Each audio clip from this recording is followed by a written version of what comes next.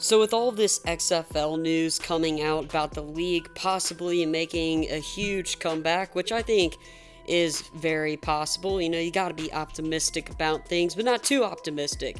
It's a long shot, but it definitely can happen.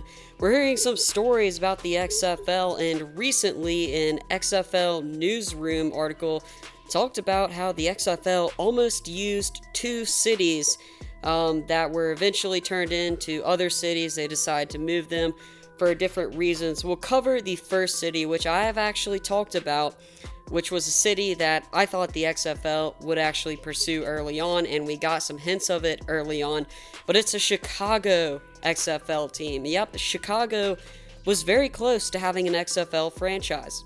I don't know about you, but I would have loved to see an XFL team play on Soldier Field. That would have been a great game to go to.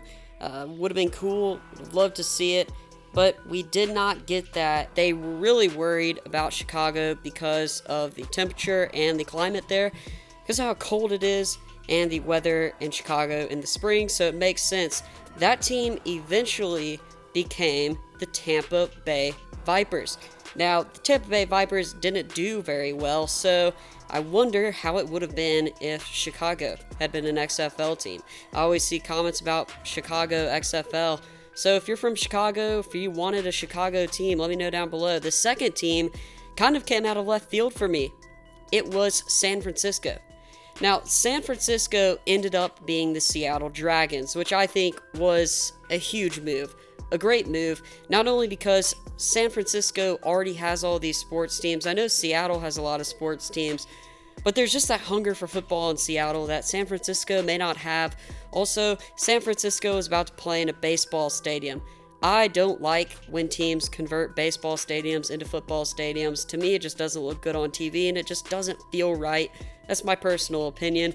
But apparently the stadium was too expensive anyways, and that forced them to go to Seattle.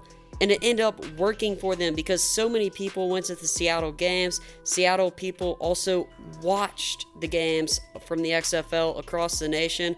They had great TV numbers. So the Seattle fan base for the XFL ended up paying off. I'd love to know what you think down below about these two XFL cities, or almost XFL cities. And who knows, maybe if the XFL comes back, these cities could also receive an XFL franchise. I'd love to know what you think down below. Thanks for watching the End Zone.